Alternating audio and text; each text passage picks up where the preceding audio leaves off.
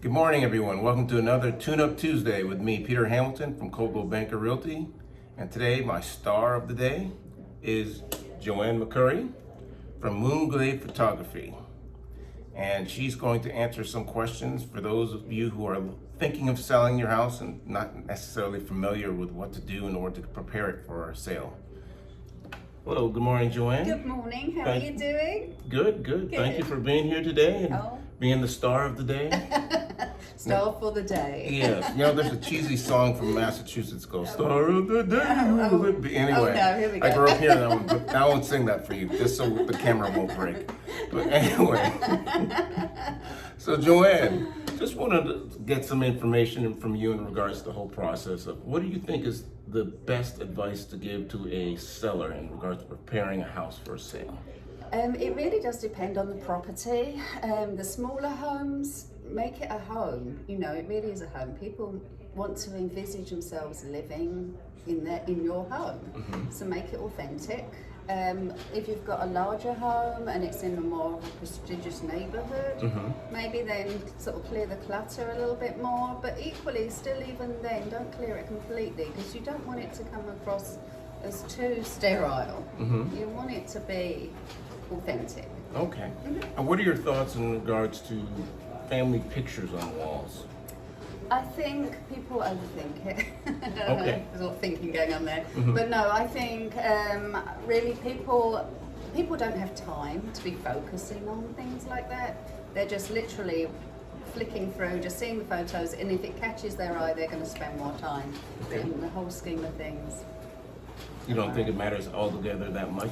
if you've got a whole gallery, then maybe condense it somewhat. Okay. But because you just don't want it to look cluttered. But equally, people have got families.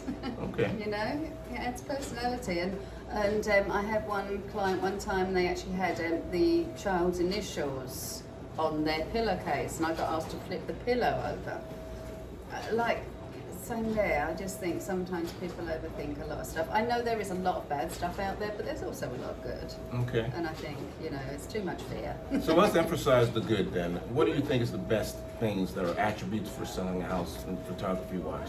Lights. Lights? Okay. Yeah. It's funny, someone told me once that lamps are going out of style, and I'm like, no, because I love lamps. It makes the rooms look softer a lot of the time, and it makes it more like a home as well. Okay. So, yeah, and a natural light. What about room colors in the house? Brighter colours if possible. Sometimes, a dark room, make it look like a cave a little more, and I don't like caves. Okay. I like bright. So when you say bright lights, it's ideal for having the lights on in the room plus the blinds open.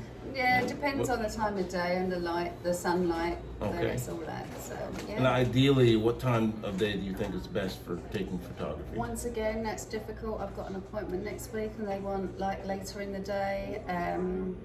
It really depends. If you've got a bright surface outside, like a pool area, that can play havoc. So sometimes, people say avoid midday. I quite like midday. Okay. Because the sun's overhead. Well, it's interesting with you and I is the times that I've had you do photos for me, and it's in the middle of the summertime, and we've had to schedule it as early as between 8 and 10 because of the rain throughout the summertime. You knew that there was going to be showers in the afternoon or in the late morning. Exactly. So we had to schedule it as early as possible. Absolutely, and that plays that comes into play a lot of the time. And I'm generally on top of the weather, so I think I've said to you, just have it in mind. We might need to reschedule. Right. And 9 times out of 10 we don't have to anyway. But, Right. it's like So ideally, in regards to like the clutter in the house, what is your recommendations? I know you said some things are okay, but ideally, how would you describe the level of what people should have or should not have in the house?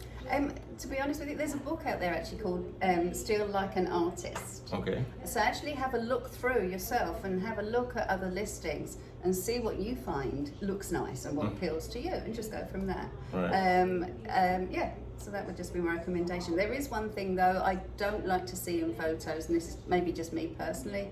I don't like to see the grass over green. Okay. And I don't like to see the blue over blue for the sky. Because I think once again people are starting to think, well, that just looks photoshopped or edited.